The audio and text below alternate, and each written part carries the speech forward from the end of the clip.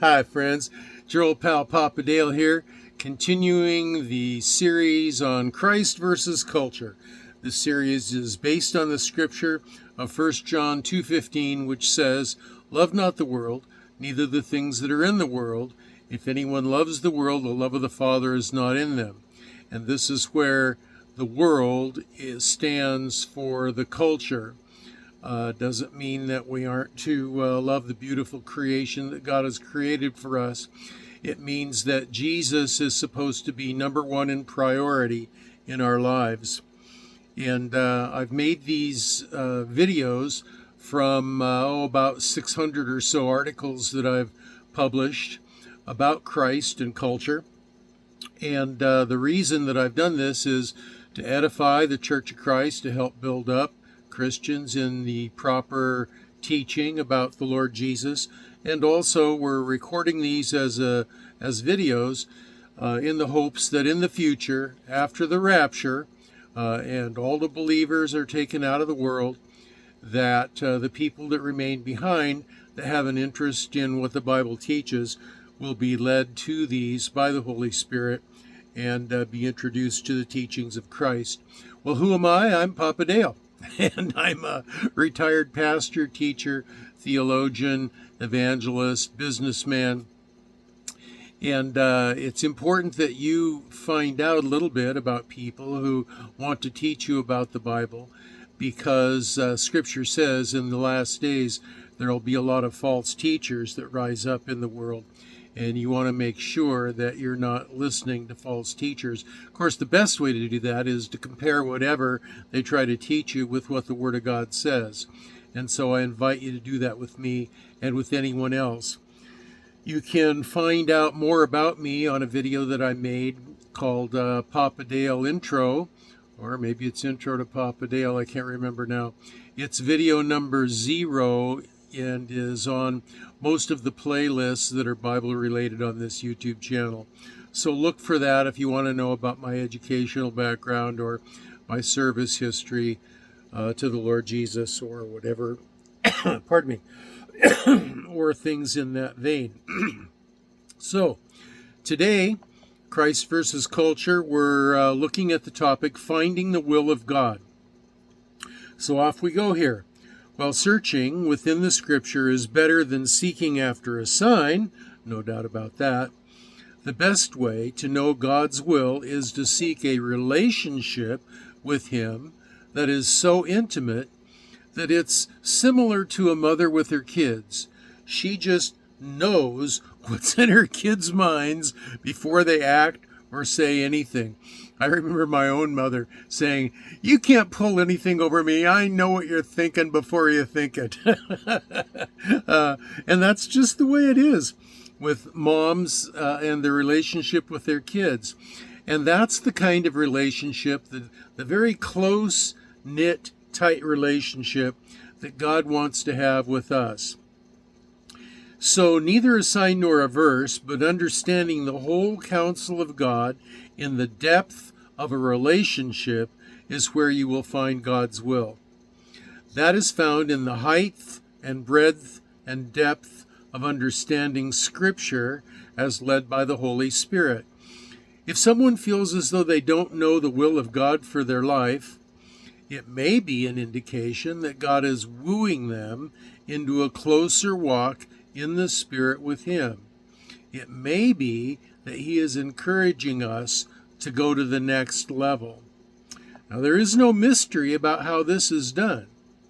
It's not easy, on the other hand, because our flesh recoils from it. Our natural fallen human nature really doesn't want to be around someone so holy and righteous as the Lord. It fights us at every step. We self-justify. We get angry with those who share this very stuff that I'm sharing right now about getting closer to the Lord. But it is God's plan for how to draw close to Him. Quote, "There is therefore now no condemnation to them which are in Christ Jesus, who walk not after the flesh, but who walk after the Spirit." Romans 8:1. got to walk in the Spirit. It's walking in the Spirit. Walking means living life in the Spirit, dwelling close in relationship with God. So there is therefore now no condemnation to them which are in Christ Jesus, who walk not after the flesh, but walk after the Spirit. Romans 8:1.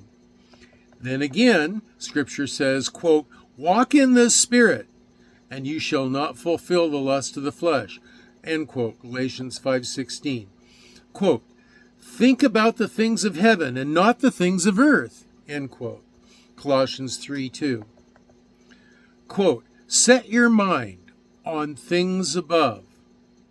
We demolish arguments and every pretension that sets itself up against the knowledge of God, and we take captive every thought to make it obedient to Christ.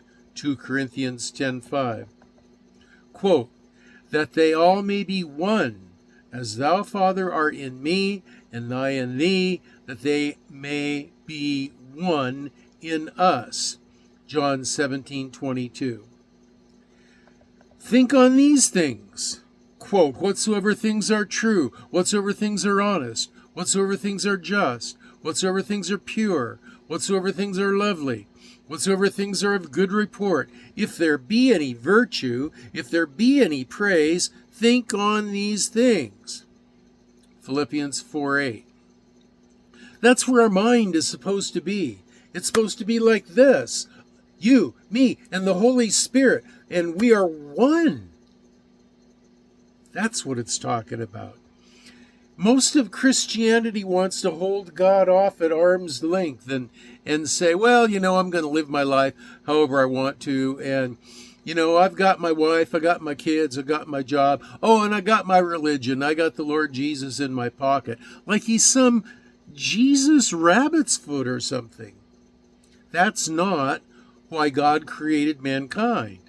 God created mankind to have a deep, intimate, abiding relationship. Quote, and be not conformed to this world. That's what we are. We're born into this world and we're conformed to it. And Scripture tells us to not be conformed to this world, but be ye transformed by the renewing of your mind. Romans 12:2.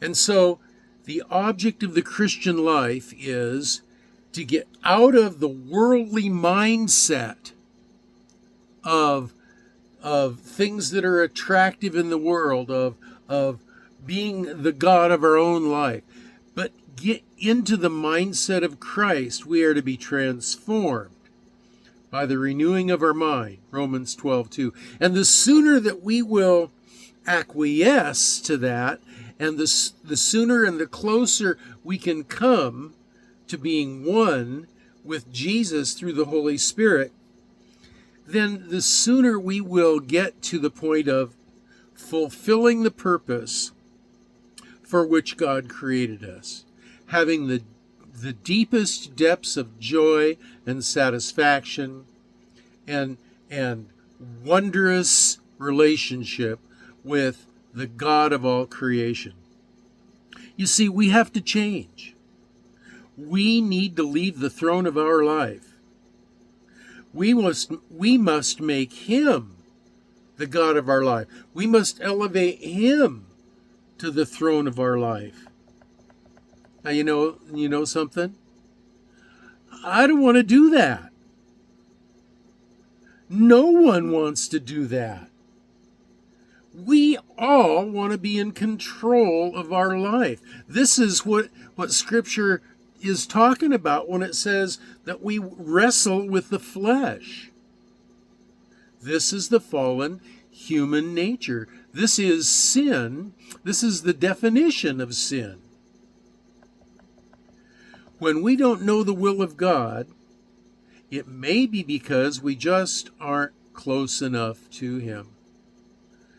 Not close enough to hear his whisper. See, God's a gentleman. Most of the time, he doesn't yell at us or shout or make things really, really obvious, he's quiet. He's a gentleman. He whispers.